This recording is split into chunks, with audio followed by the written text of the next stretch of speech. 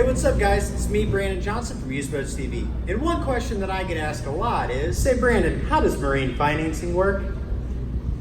So that's what we're going to look at today, how marine financing works and the benefits when purchasing a boat. But first, I'd like to introduce our channel. I've been passionately selling boats for over 19 years. The purpose of this channel is to help you and your family enjoy boats and boating just as much as my family and I enjoy it. So thanks to the help of my staff here at Heartland Marine and my sons, we've been able to successfully upload hundreds of boat reviews, instructional operation, help, and how-to videos.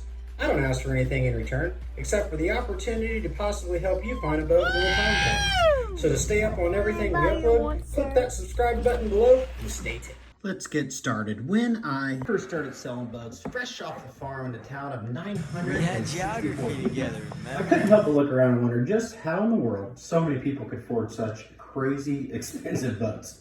Well, that was before I learned the 4 most common ways watercraft are financed. Very important though, boat financing, period, falls into the recreational lending category. Recreational lending is for those things that are in fact recreational. Lending guidelines are far more open on things they feel you need, they meaning banks, and things you need such as loans, place to live, so like a mortgage. Speaking of a mortgage, the process for buying a boat is much different than that. It's much more like buying a car. It's pretty simple. You find the boat of your dreams first, fill out a credit application, and you'll find out what is available for you. So really, step 1, so to speak, is to go ahead and find the boat of your dreams and let's dive in. Quick suggestion. When you find the boat, I strongly urge you to discuss with whomever is selling it to you how you can place a hold on it until the details are all hashed out. Otherwise, you can put forth a lot of time and effort for nothing after some yahoo walks in and plops down cash for it. Back to the point at hand, as mentioned, there are 4 most common ways boats are financed. The most popular is indeed marine lending, which we will start with first and discuss why it is the most effective option for most everyone. Then we will discuss the good, bad, and ugly in regards to the other 3 options, which are still options. Starting at number 1, marine lending. There are 3 key reasons why roughly 95% of my customers go this route. Number 1, competitive rates. Age of the boat, purchase price, and credit score will affect the actual rate. But a general rule of thumb to give you an idea is 1.5% over prime. At the time of making this video, prime is at 5%, so rates right now are around 6.5%. If you're curious what prime is at this moment, just Google, what is prime rate? It'll tell you. Now, these rates combined with number 2, which is longer term options, will make for a fairly reasonable payment. Common terms are typically 120, 144, 180, and sometimes even up to 240 months. Sure, that is a long time, but look at it this way. Very rarely is there any type of payoff penalty if you do so early, and you can always make more than your minimum payment. This flexibility allows you an affordable monthly arrangement if an unforeseen expense occurs in your life. One of the old timers I learned very little good from did say something that really does make sense a long time ago. He said, in regards to boat financing, make a down payment when you buy it, make small monthly payments while you own it, stay up on service and don't destroy it, and just hope to break even when it's over. And it makes a lot of sense.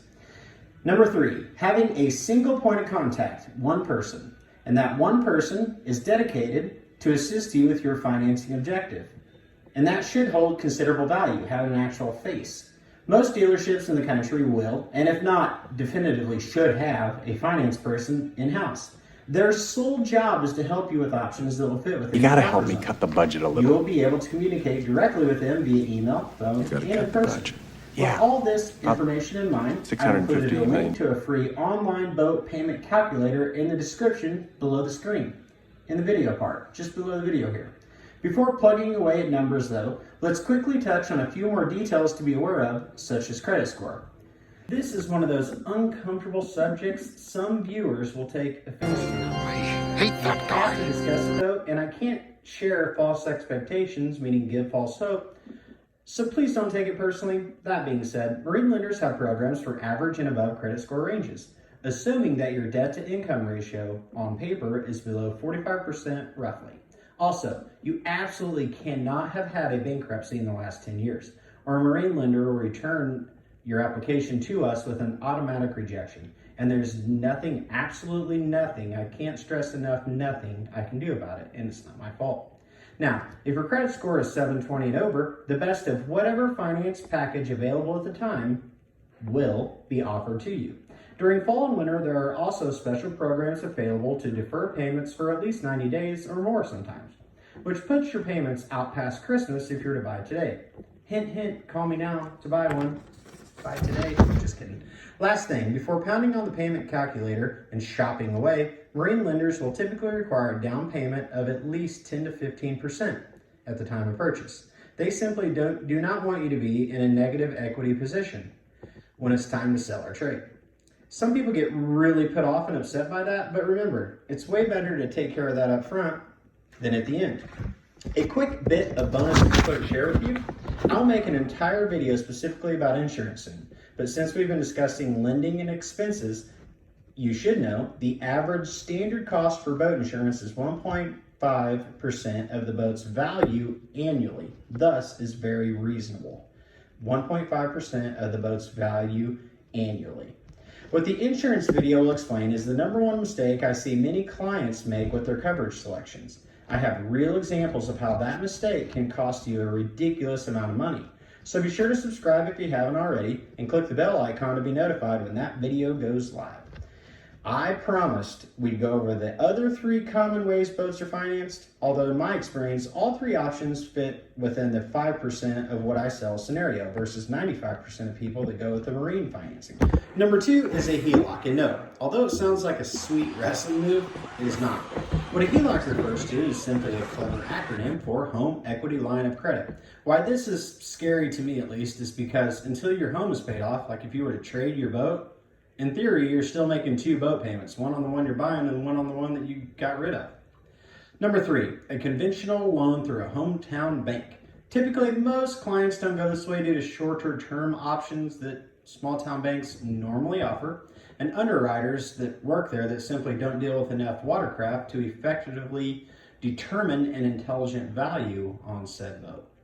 Number 4, the last one, is obtaining a loan through a credit union, like a local credit union. This is probably the second most common, actually, after marine lending. I believe this is because you don't have to put so much money down at a credit union most of the time. Now, not all credit unions work this way. They're just not regulated. So if you don't have any money at all to put down, a credit union can be really your only option. Some advice relative to this point, though. Again, please don't hate me for helping you when you buy a boat. An ugly thing to say. Ah, poor ugliness. Does this mean we're not friends anymore? But you're going to incur additional expenses. These can include gear, storage, lifts, registrations, taxes, insurance. I could go on a half hour, gas upgrades. It's a long one. So if you're not in a comfortable financial position when you go to buy, I strongly urge you to wait until you get enough savings tucked away to cover all you feel you'll need to be a happy boater. Well, this concludes today's video. Once again, my name is Brandon. Thank you for watching. Please subscribe if you haven't, and I'll see you on the water. Models popping bottles.